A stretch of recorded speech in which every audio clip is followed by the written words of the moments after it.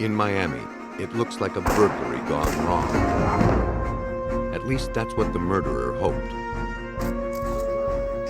But to detectives, the clues reveal the truth. A man dies in the flames of his burning truck. But the real crime scene is miles away. Can forensics prove that connection?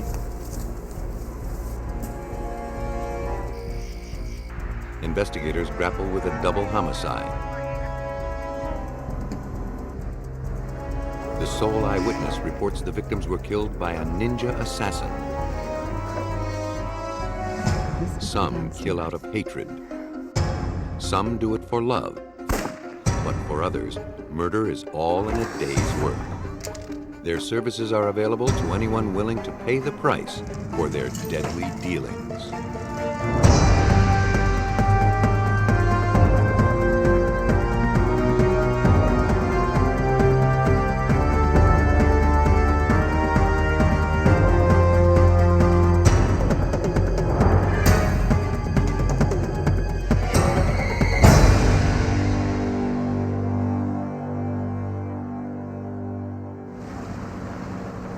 In the early morning hours of March 7th, 1986, police received a call from the home of Stan and Joyce Cohen in Coconut Grove, Florida.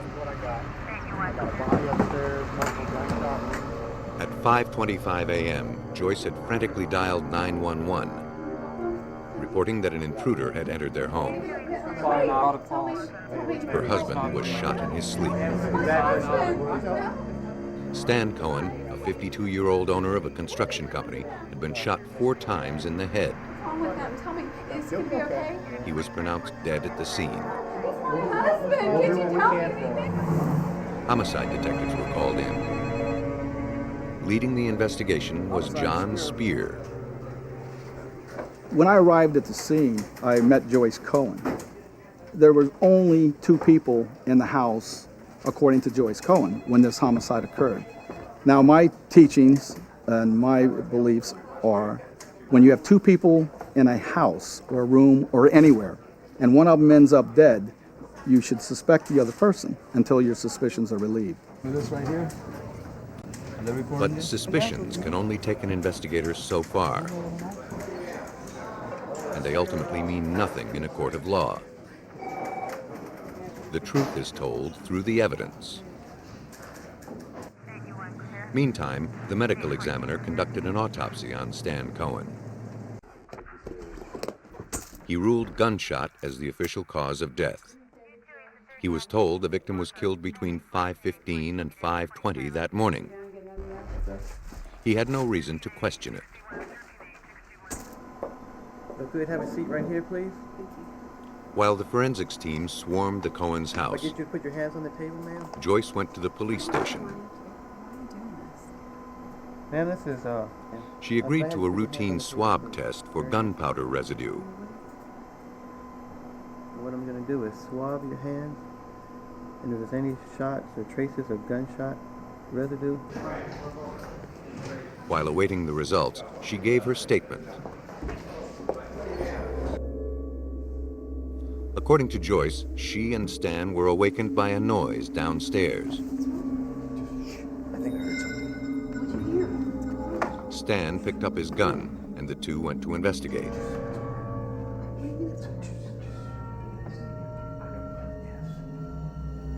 A quick search of the house showed nothing amiss. Relieved, the couple returned to bed. But Joyce claimed she couldn't sleep, so she went back downstairs.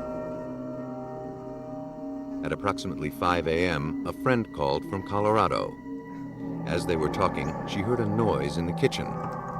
She noticed the glass in the kitchen door was broken. She said she hung up from her friend. Then she saw a figure running downstairs and out the door. She ran upstairs to check on Stan. She found him bleeding in bed. She couldn't rouse him. Oh my God, what happened? She dialed What happened, 911. honey? Are you okay? Are you okay? When I advised her that there were some inconsistencies in this particular story that she told me about the homicide, It irritated her. She demanded that the forensics team immediately leave her house and not return without a search warrant. She said she didn't want any of her husband's things taken or touched. Detective Spear couldn't understand her hostile reaction. Now, if a loved one of mine or anybody else that I would know was killed, I think they would cooperate 100% with the police. To me, she was not cooperating. To Spear, it seemed she knew more than she was letting on. The only thing we can do is maybe... I got some lady captain. Until the warrant was issued, investigators were locked out of Cohen's house. 4 hours later, the paperwork came through.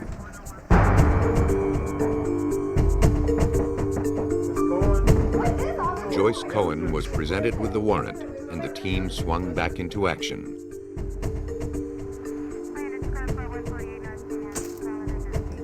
They went inside to dust for fingerprints.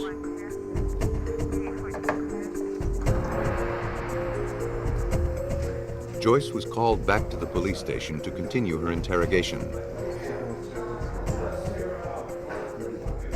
By now, the residue tests on her hands had come back from the lab. They were positive, showing she'd had contact with gunpowder. She calmly provided detectives with an explanation. When she discovered her husband's body in the bed, she grabbed him and a pillow. And possibly that's what caused her to have the gunshot powder residue on her hands.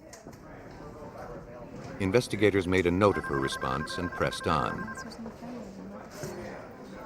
They noticed that her story changed slightly from her first interview. Hey, thanks for calling. Now, instead of saying that her friend called from Colorado at 5 a.m., she said it was closer to 3 a.m. That left a gap of 2 hours between the time of the break-in and her call to 911. Slips like that can mean nothing, or everything. It was too early to tell. The evidence was still being gathered.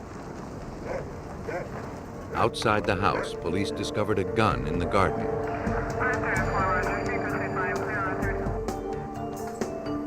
It was taken to the Miami Police Crime Scene Investigations Unit, where it was examined by Technical Supervisor Sylvia Romans.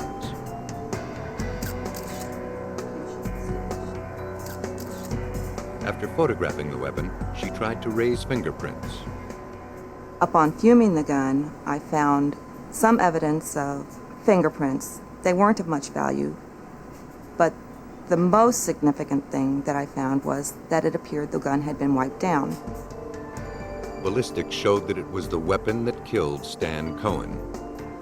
Because it was one of the victim's own guns, it seemed like a dead end. Except it bore one tiny clue. Romans found a shred of paper facial tissue caught between the frame and the grip. It suggested the gun had been wiped clean with a tissue. It also suggested another clue to look for. Samples of facial tissue were collected from around the house. In a trash can in the back bathroom down the hall from the murder scene, detectives found a soiled tissue with black residue on it. It was sent to the lab. The lab was not able to determine whether, in fact, the tissue that was found on the gun was an exact match to the tissue that I had submitted to the lab. However, the tissue did have gunshot residue, and it also had the mucuses of Joyce Cohen.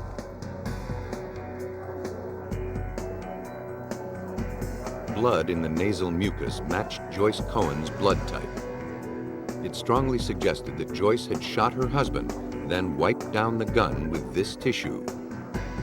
But facial tissue makes flimsy evidence. To win his case, Spear needed something more substantial. What he got was a confession from someone who wasn't even a suspect.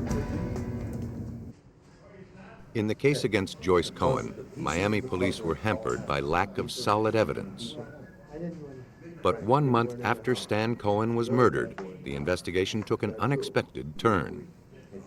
A career burglar named Frank Maglione was arrested for a separate crime. He knew about the Cohen murder and wanted to strike a deal.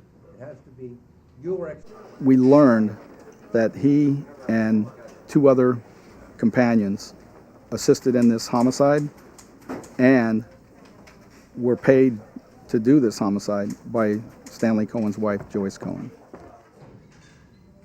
Maglione knew things that only someone involved could have known. So it was clear he was telling the truth. But even this startling confession didn't assure Joyce Cohen's conviction. On the stand, it would come down to the words of a grieving widow versus the testimony of a career criminal.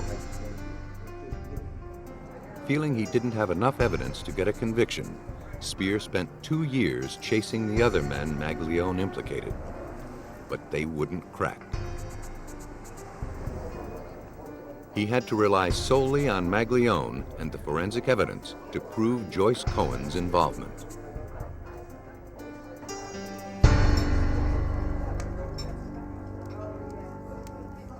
According to Maglione, Joyce met him and the others at a restaurant to plan the hit. Joyce had it all mapped out. It was supposed to look like a burglary gone bad. They were to arrive at the house between 2 and 3 a.m. and use Stan's own gun to kill him. Maglione's story had one nagging inconsistency: the time of the hit. So they can make friends. Phone records showed that Joyce called 911 after 5 a.m., not 3 a.m. They also showed that her friends called from Colorado shortly before the 911 call, around 5. It didn't make sense for Joyce to wait 2 hours to call police, and yet 3 a.m. is also the time Joyce gave in her second statement.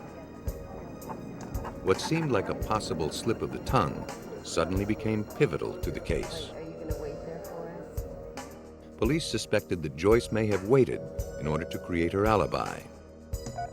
They followed that lead. They learned that a guest at a neighbor's house was awakened on the night of the murder by what sounded like gunshots. He recalled looking at the clock. It was around 3 a.m. The information supported Spear's theory. But even this report was nothing more than circumstantial. To truly determine the time of death, he needed the testimony of the victim, Stanley Cohen. Originally, the medical examiner had no reason to doubt the time of death according to Joyce Cohen, and listed it at 5:30. Now, determining the time of death was more tricky. The body had long since been buried.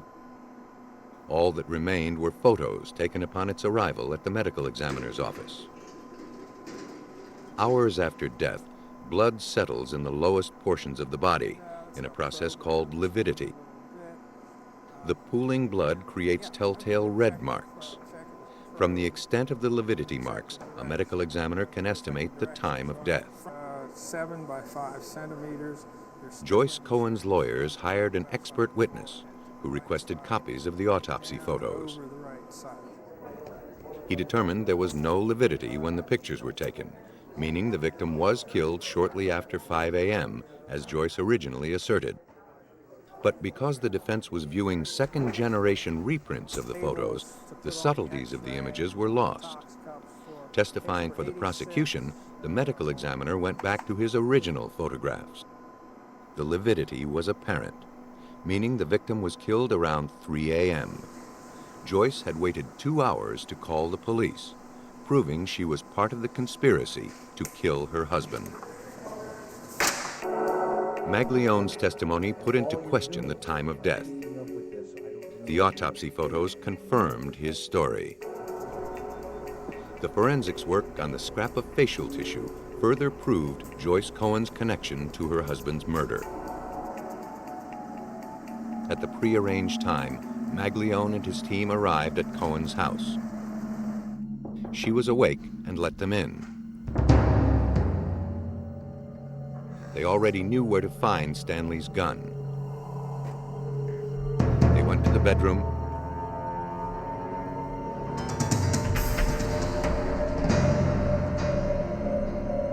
shot him 4 times, then ran out.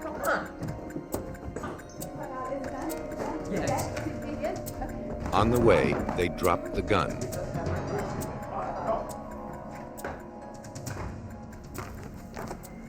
Joyce picked it up, wiped it down with the tissue, and threw it out the window into the garden.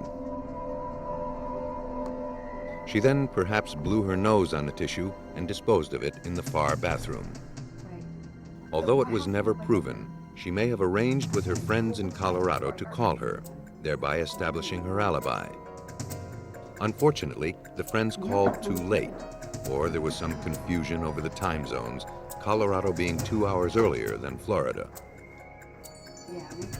Her own alibi betrayed her. Joyce Cohen received 40 years for murder and conspiracy to commit murder. Frank Maglione received 10 years. The co-conspirators were also rounded up and received sentences of no less than 39 years. Murderers are optimists, always believing they can get away with it. But reality has a way of catching up with them, one fact at a time. On a sleepy Saturday morning in August 1988, a driver on a rural road outside of Oklahoma City was startled by the sight of a burning truck. He got out to take a better look.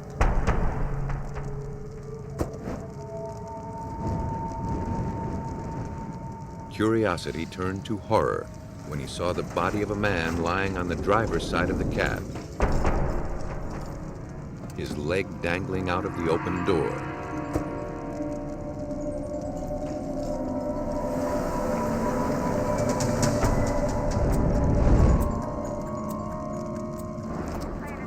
After the fire department quenched the blaze, Oklahoma City police investigated the scene. Wow, look at this, Joyce. Yes. The vehicle was annihilated. A man was dead. Hey, Mark, can you come over, take some pictures of that? Stuff here, a lot of evidence. But the guy's bringing gas tankers.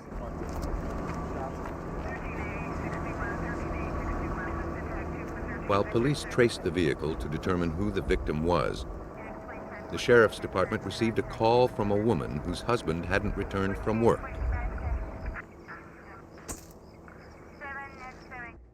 Marilyn Plantz, an Oklahoma City housewife, told the sheriff that her husband Jim, a newspaper press room supervisor, should have been home 2 hours ago. She was distraught. It wasn't like him to be late. Marilyn said that she'd last seen her husband at dinner the night before. It was just like any other evening. After the meal, he went off to work. Oh, cool. Can I take some to work? He mentioned nothing about having to stay late. The make and model of Jim Plantz's truck matched the burned vehicle. Later, dental records proved the victim was indeed Jim Plantz. City officials were left with the sorry task of telling Marilyn Plantz that her husband had died in a horrible accident. But investigators weren't entirely convinced it was an accident. A spot of blood found on the road behind the truck raised questions. From the condition of the truck itself, investigators quickly ruled out mechanical failure or a cigarette mishap as the source of the fire. Lieutenant Ralph Gibson led the investigation. We found that there was a rag, cotton rag, partially burned in the gas tank, indicated like someone tried to set it on fire to blow it up. The actual fire was so hot that gasoline or something in that order was used, that it burned so hot that the glass actually melted in the vehicle. The ferocity of the blaze gave investigators reason to suspect that the truck was intentionally torched. The autopsy fueled those suspicions.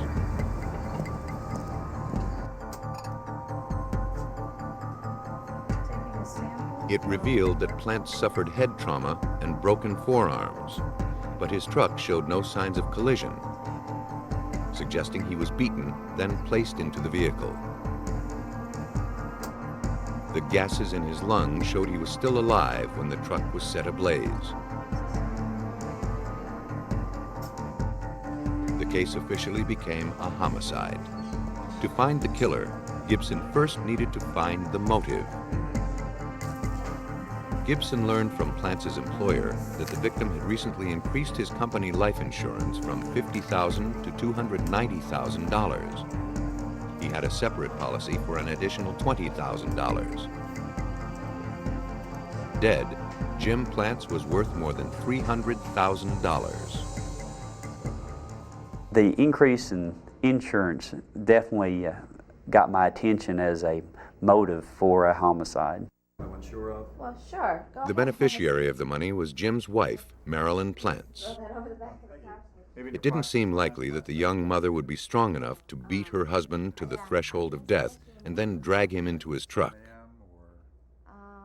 Investigators asked her the routine questions about the state of her marriage, her financial situation, any enemies her husband may have had. Her answers were equally routine. No motives or enemies came out of the conversation. It began to look as though Plantz may have been the victim of a random act of violence. Gibson persisted in the investigation. As I routinely do when I work homicides, I do a background investigation on the victim and associates and their vehicles. Upon checking Marilyn Plantz's vehicle, I determined that it was stopped about a week prior. Driving the car was a man named Clifford Bryson. Marilyn Plantz was the passenger. Police wanted to know if they witnessed the theft of a pickup truck that just occurred. Bryson said he thought he recognized the driver. It was a man named Roderick Ferris. With nothing else to go on, investigators followed this tenuous lead and decided to talk to Ferris. They didn't have far to go. Ferris was in the city jail, charged with stealing the truck. Perhaps he'd be willing to swap information for a more lenient sentence. I asked him, did he know Marilyn Plantz? And he said, yes, he did know Marilyn. He said, what's strange, she offered him $10,000 to kill her husband. He claimed that, and since he was in the city jail, he had no knowledge that he had been murdered. Thanks to Ferris, the cast of characters in this deadly drama began to be revealed. Ferris said Marilyn made the same offer to Clifford Bryson. He said that Bryson and Marilyn were having an affair. Bryson was called in for questioning, and the finger-pointing continued. At first, Bryson claimed to have limited knowledge about the incident. But as the interrogation continued, he admitted that he knew about it beforehand. He wasn't involved, he said. The man they were after was named Clinton McKimball. Bryson was arrested as an accomplice. In short order, Clinton McKimball was also brought in, questioned, and arrested. He admitted that both he and Bryson were the participants, that they were solicited by Marilyn Plantz to kill Marilyn's husband, Jim. They waited inside the house, beat him with baseball bats unconscious, took him to 50th and Sooner, and set him afire. When the smoke cleared, Gilbert had confessions from the murderers, but he had only their word that Marilyn was the mastermind. Unless he could find some physical evidence to back that up, she would go free. Police had every reason to suspect that Marilyn Plantz planned her husband's murder. Problem was, they couldn't prove it. Confronted by police, she denied everything. A search warrant was served on her house, the alleged scene of the crime. Investigators pulled back what looked like a new area rug. It concealed spots and bleach stains on the wall-to-wall carpet below. They cut the carpet, revealing what resembled blood stains soaked into the padding. It was collected for testing in the lab. Tiny telltale spatters on the draperies and wall also were collected. In the child's bedroom closet, 2 stained baseball bats were found.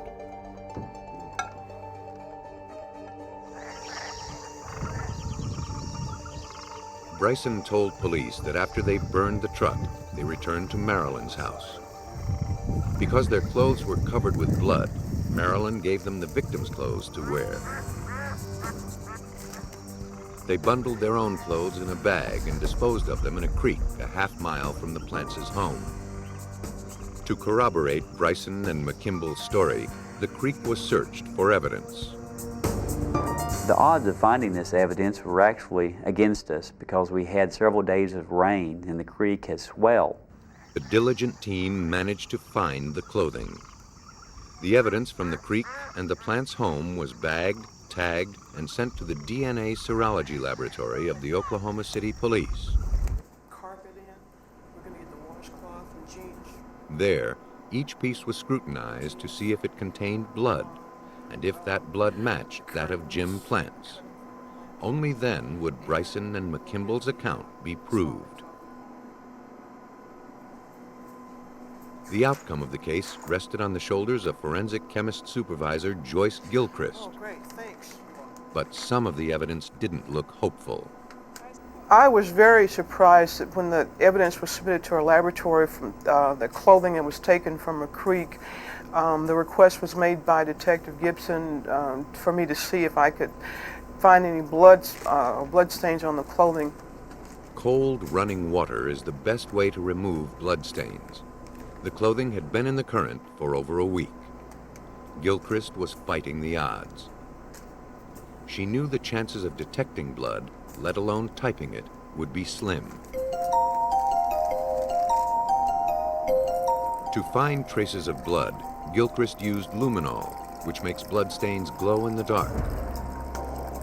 The luminol solution must be mixed just before use and applied right away. It was sprayed onto the jeans. Then the lights were extinguished. The faint glow provided a glimmer of hope. The blood hadn't washed away. Now she had to see if its proteins were intact enough to identify whose it was.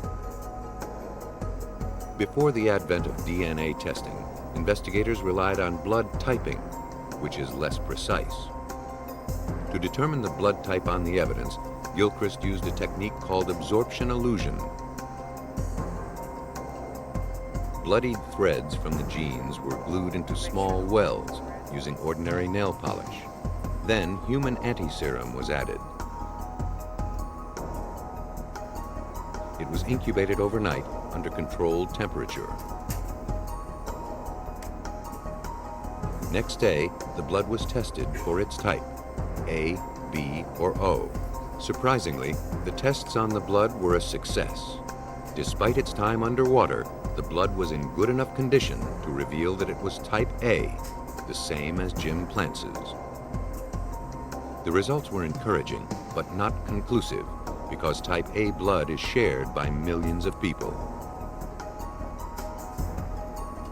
To be certain the blood was the victim's, it was subjected to a more complex test for enzymes specific to his blood.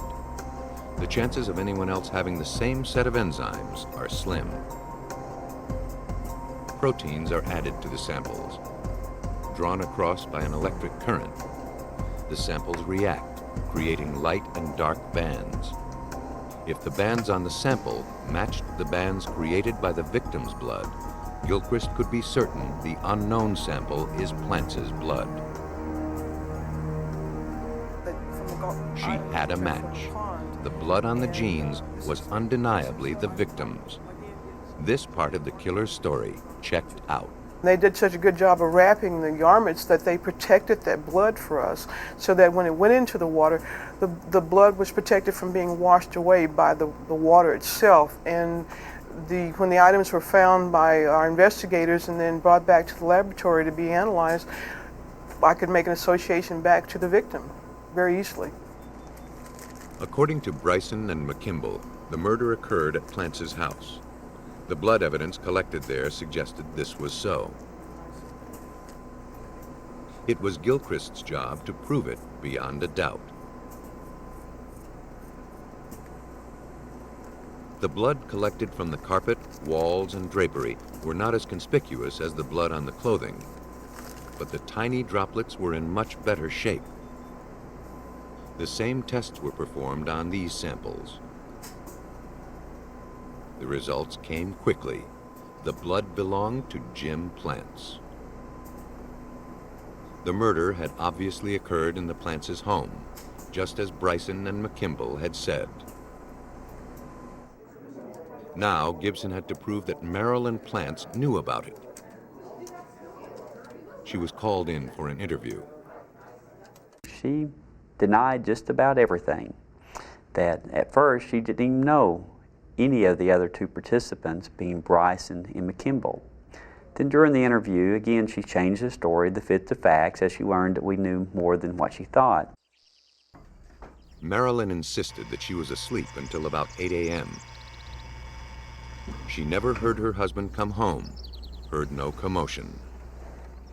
If Bryson and McKimble killed the victim in her home, it was totally without her knowledge. Gibson had to prove that the new area rug wasn't the only thing lying in the Plantz's home. He knew that Marilyn was trying to cover up her involvement in her husband's murder.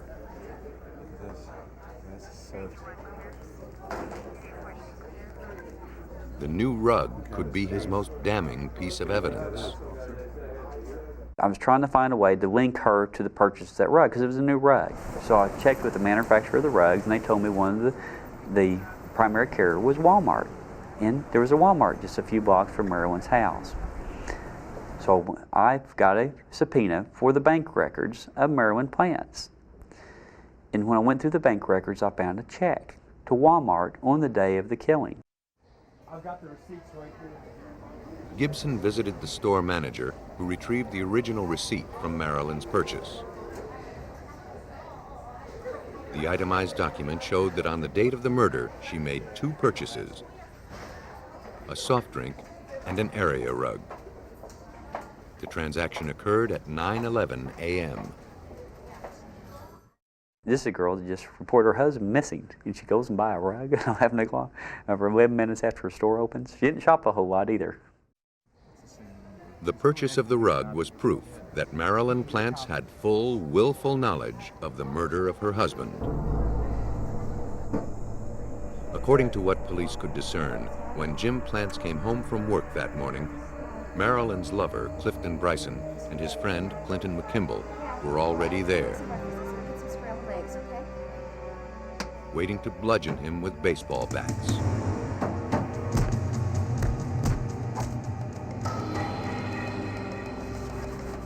While Marilyn cleaned up the house, the two men put the victim's body into his truck.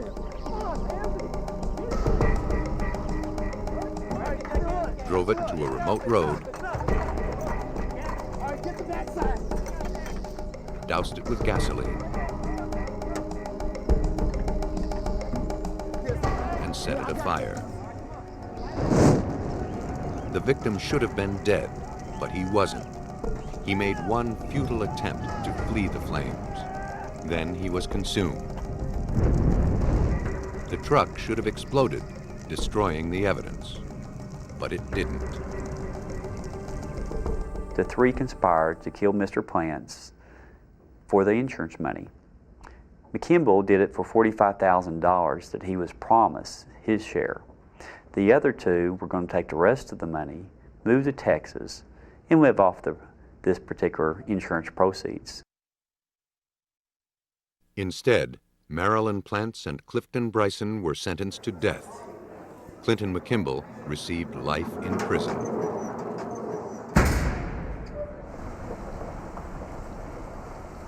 Many so-called perfect crimes are spoiled by the confessions of a participant. A single word from a reliable source can send a solid alibi crashing to the ground.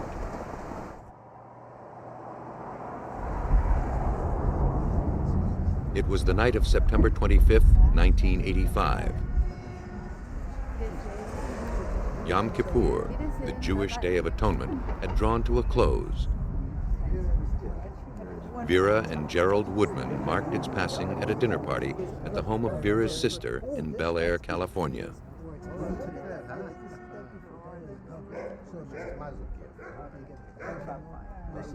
Thank you. After bidding goodnight to their hosts, the couple climbed into their car for the 15-minute drive to their condo in Brentwood. They didn't know that their movements were being watched, that they were heading into a trap. Gerald Woodman was a self-made man, earning his fortune with his plastics business. He and Vera were married 45 years and raised 3 sons and 2 daughters. Though he was 67 years old and had undergone bypass surgery, he was still energetic and refused to retire. You make a right. Okay. So go left. On his way toward wealth, Woodman had evidently made some enemies. The Woodmans pulled into their parking spot in the condo garage at about 10:30 p.m. But they never made it out of their car.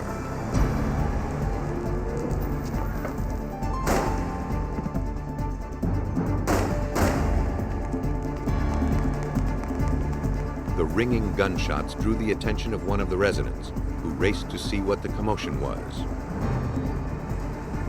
He caught only a glimpse of a single figure shrouded in black as it vanished into the darkness. He called the police to describe what he'd seen. LA detectives Richard Crotzley and Jack Holder were assigned to the case. Holder knew it was going to be a tough one. I received a call at home from my lieutenant, Ed Henderson. He advised me that we had a double homicide in the West Los Angeles part of LA, and that the suspect was described as a ninja warrior.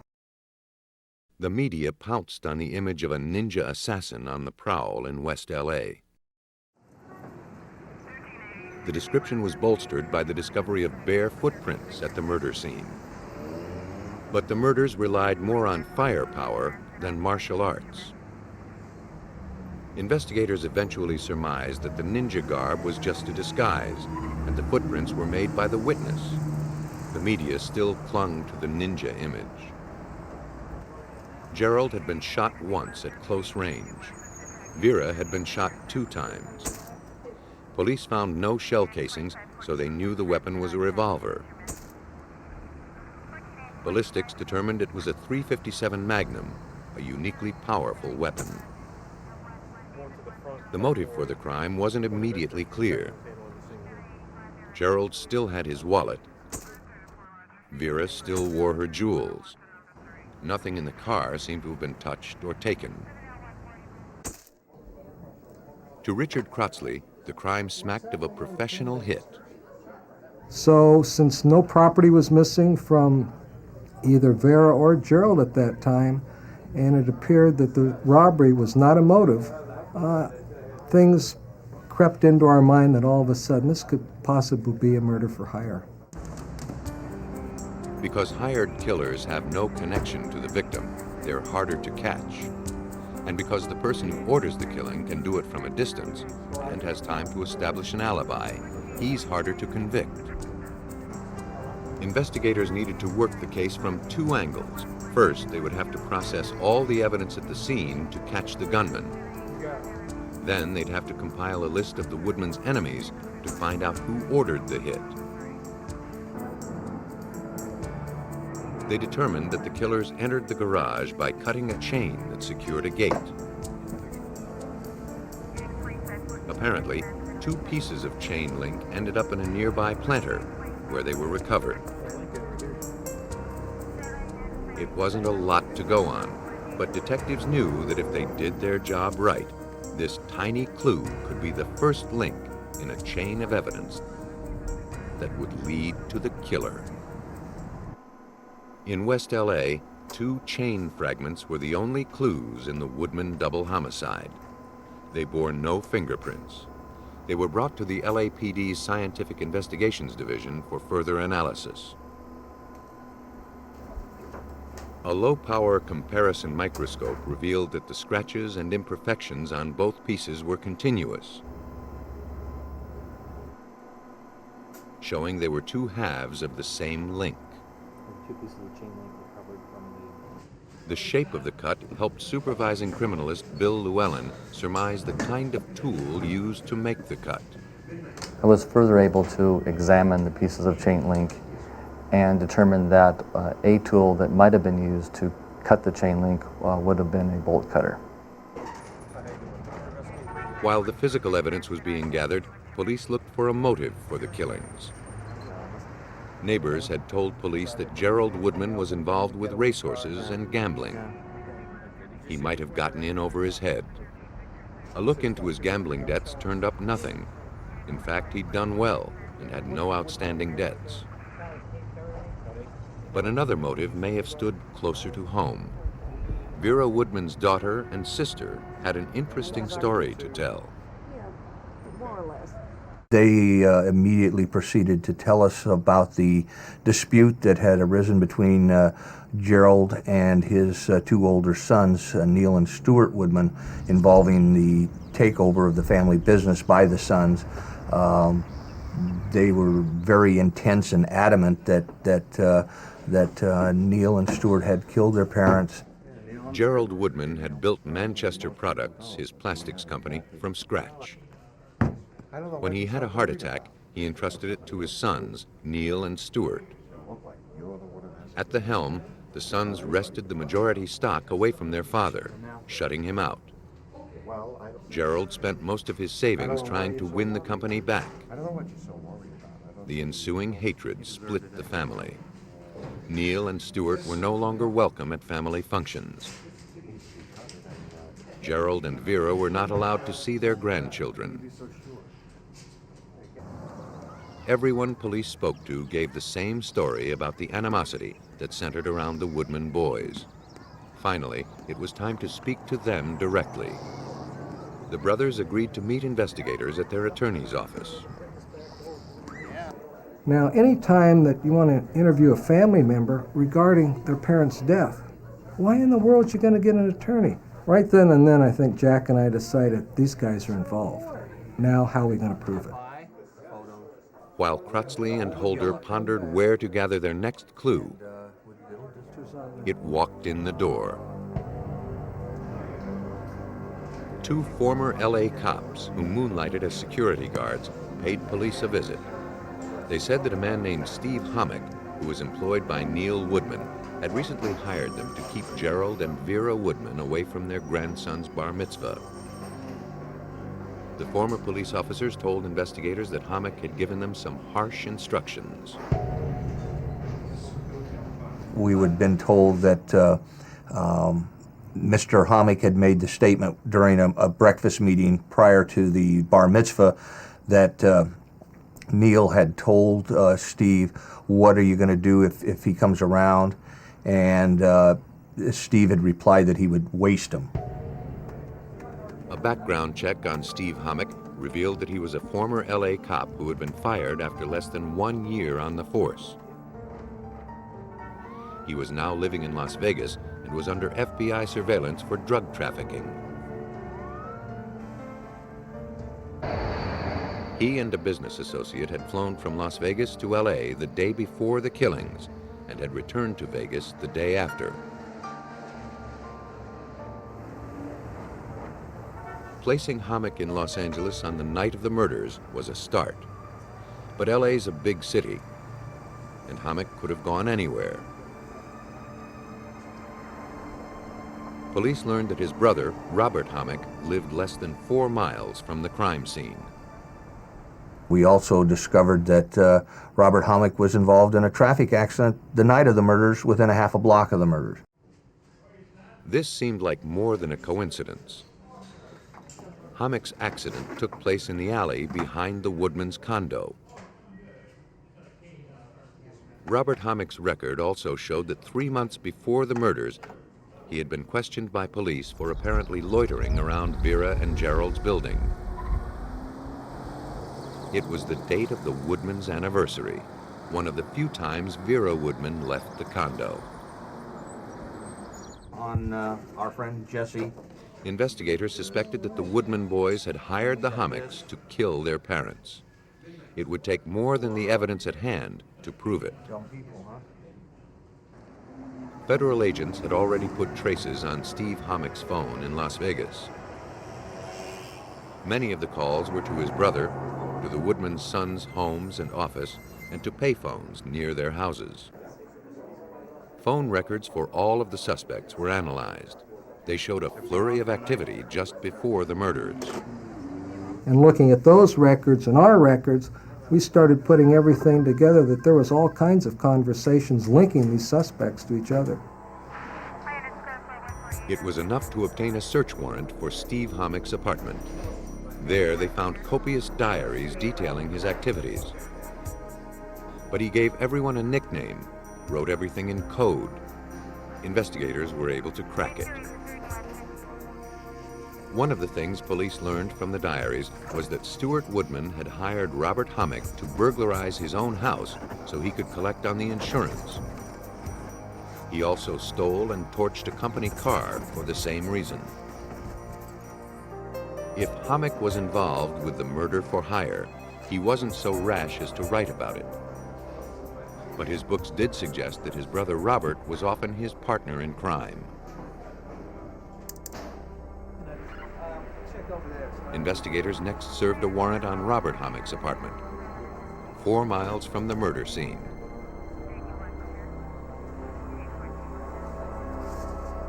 There, they found a new pair of bolt cutters.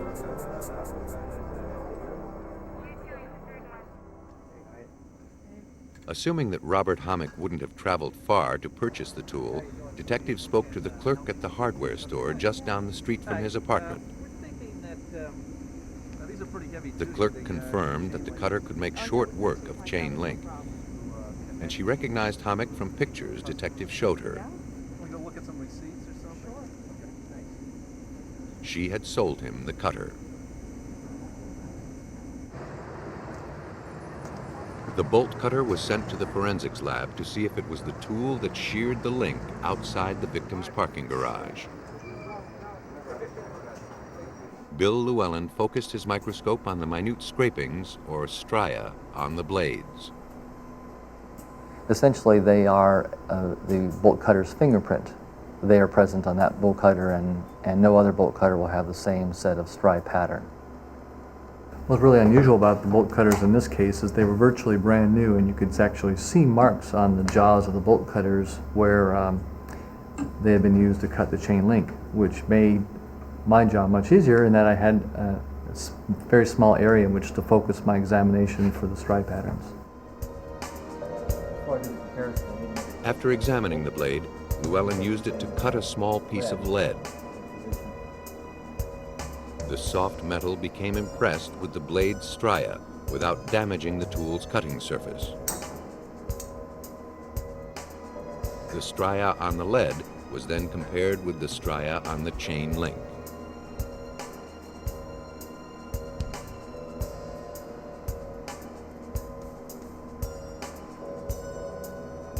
From the comparison of the stria, Llewellyn could determine indisputably that this bolt cutter cut this link.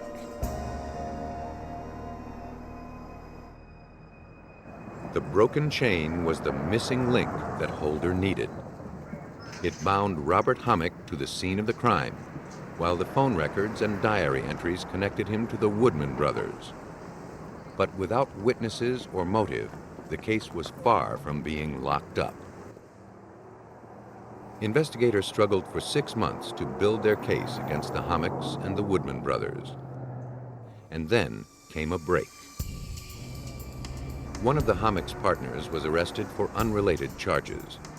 To reduce his sentence, he confessed to being a lookout on the night the victims were killed. He said that the Woodman brothers ordered the hit. Sorry. That left only the motive. On the surface, it seemed like the Woodman sons had already gotten what they wanted.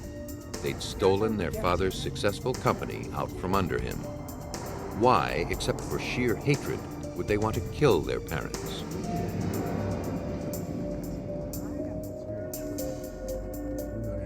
The fact was, under Neal and Stewart's control, the company started to falter badly. They were doctoring the books. According to Detective Holder, they were desperate. They had milked the company for every cent they could. They were being audited by the banks, and they were about to go under, and they couldn't stand the thought of their father seeing them lose and go bankrupt. Fired by hatred, motivated by greed, and doomed by incompetence, Neal and Stewart Woodman took their father's company and destroyed it. Vera Woodman had a $500,000 life insurance policy payable to the company. It wasn't enough to get Manchester Products out of debt, but it was the only hope the Woodman boys held.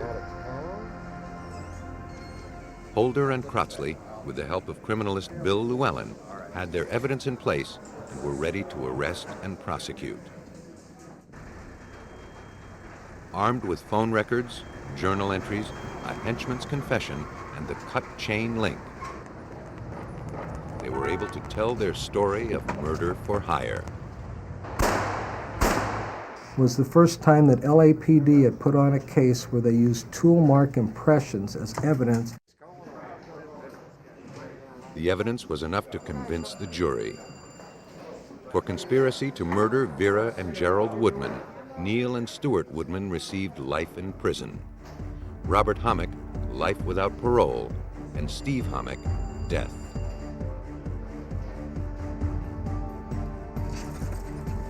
There may be honor among thieves, but the same cannot be said of murderers.